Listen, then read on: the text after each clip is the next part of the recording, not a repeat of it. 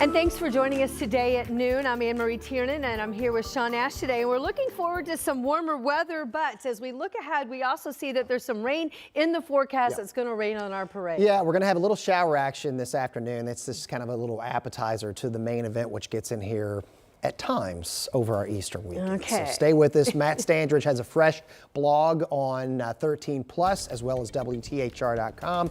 And let's get you going here. So yeah, temperatures nearing 60 degrees, even with the increased cloud cover that we expected. Now, majority of this mid-level cloud cover that we're seeing here over central Indiana, less cloud cover to the east where you got a chance to sneak up maybe close to 70 degrees. Here across the metro area, we're thinking the middle 60s, and then the cloud cover much thicker western Indiana where this axis, a little narrow, axis of showers comes in from west to east from now until afternoon here, late afternoon. Now, the air that it's encountering is dry. This is indicative of the dew points that are about 20 degrees lower than temperature. So again, the air is going to eat up a lot of this, but not all of it. Here's future track 13, 3 or 4 o'clock in the metro area. We're going to have some showers. These may linger into about 5 or 6 before this band pushes over. So this will impact some after school activities. Nothing severe about this, but it's going to move through and it will impact the Indians game tonight as well. We'll have more on that and Easter weekend updates here in just a few minutes. All right, Sean, thanks so much. Now to Bloomington, where it's a day of action. And right now, demonstrators in Bloomington are taking part in a protest that's happening all across the country right now. People who are fighting for higher education. This is happening not only at IU, but also it's happening at Ball State and also Purdue today. And this all comes as President Trump ramps up effort to defund universities. Rich Nye is in Bloomington gathering more information and will bring us coverage of what develops there in Bloomington as our coverage continues here throughout the day.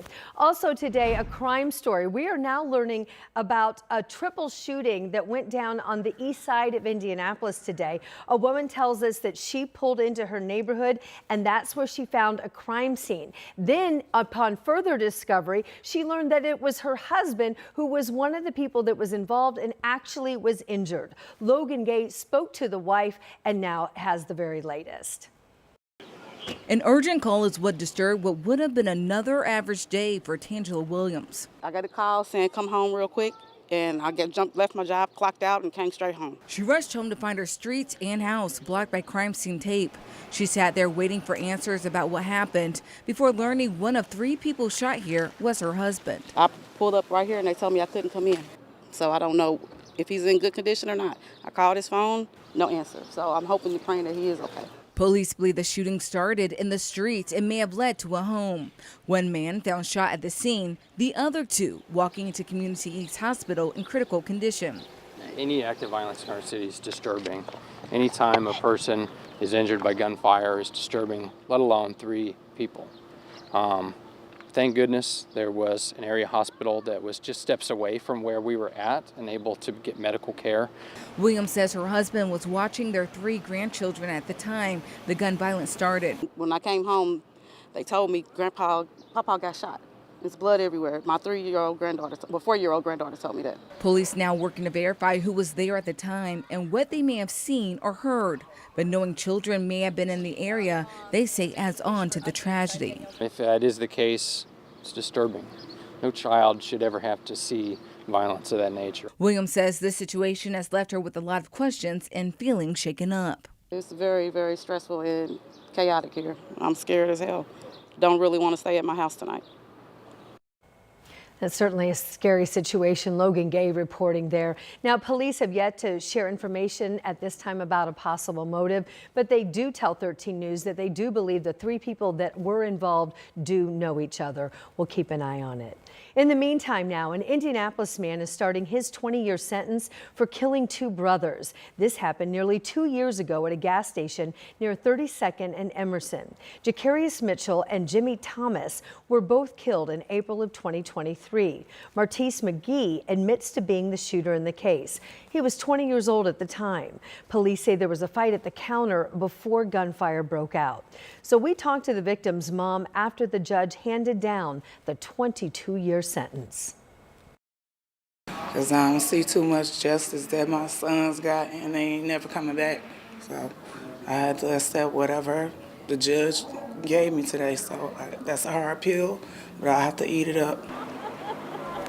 Martise McGee did offer an apology to the victim's family in open court before that sentencing. And now, new today at noon, Metro Police tell us that they've arrested 2 people in connection to a narcotics investigation. Now those suspects are facing charges for possession of various drugs and firearms. IMPD sharing these photos on their Facebook page. They say they've recovered 9 firearms and hundreds of suspected substances, things like methamphetamine, fentanyl, and psilocybin mushrooms. Police also found over 6,000 grams of marijuana and 50 bottles of THC syrup. $34,000 in cash also recovered in the home that was located on Westbury North Drive. The Marion County Prosecutor's Office now will determine final charges to file in the case. And we do have some new insight this afternoon into the impact that major flooding is having across the state, the most recent occurring just earlier this month. A team of IU researchers placed sensors in the floodplain in Bartholomew County. This is right near the East Fork of the White River. These sensors measure water depth and also the speed of moving water. Their data shows about 20% of the farmland has lost about a foot of topsoil, and this is from erosion over the last decade. We actually want to quantify how much soil has eroded from these locations and to see if we can understand why, with the eventual goal of trying to better conserve the topsoil, which is an important economic resource in the state of Indiana. The information collected should lead to a better understanding of how flooding is ever changing the Indiana landscape. All of a sudden, at each sewer opening, a geyser of water shot up, lifting the lid from that sewer up in the air and throwing it aside. That's a 96-year-old man in southern Indiana who shared with us that he's survived some of the most recent flooding, but so much more. He also has memories of flooding that date back to the Great Flood of 1937. The river water in January of that year reached record levels, and now, all these decades later, Dan Ernspinger remembers that time very well. He says it might have happened on a weekend because his father was home from work. Ernspinger says the water started filling the streets really quickly. He says that's when his dad gathered up the family and took off until they ran out of road. We were on the railroad track, and of course we were bouncing along on the ties. Of course, I'm sitting in the back seat looking out the window, 8 years old. That's a scene that I will never forget, of course. Says at first his family stayed with friends, but after a few days they had to move again. Police evacuated all the women and the children from Evansville. Ernspinger and his mom left by train, and then they went and met up with family in Illinois. He says he remembers that his dad stayed behind, working with others to protect what remained.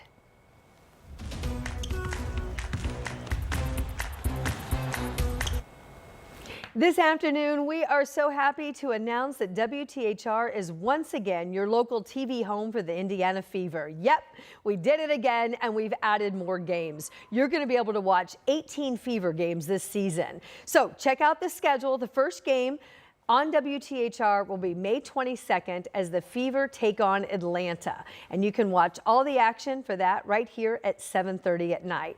As you can see, some of the games are going to be on WTHR and some of the others will be on our MeTV affiliate, which is WALV. And we're here to help you find all the Fever action. To plan your schedule, you can scan that QR code on your screen. You'll see the full schedule of games along with the ones that we're going to be airing and how you can get them on your TV free of charge. And also in basketball news, the Pacers G League team has a new name as the franchise moves from Allen County to Hamilton County. They're now in Noblesville. The Mad Ants of Fort Wayne are now officially the Noblesville Boom. So boom, baby, just like Bobby Slick Leonard. Yep, so we want to show you a look inside the arena. This is at Innovation Mile. It's soon to be the new home of the Noblesville Boom. The new name is a nod to the booming city of Noblesville. It's also a nod to Boom Baby from Bobby Slick Leonard. You used to say that all the time, especially when there was a big three-pointer. Here's a look inside of that arena. Construction's underway. First game is November. There's other details about the design of the court, the uniforms, and ticket information. All that is forthcoming because the G League starts in November. You can see this. This is located north of Hamilton Town Center along I-69.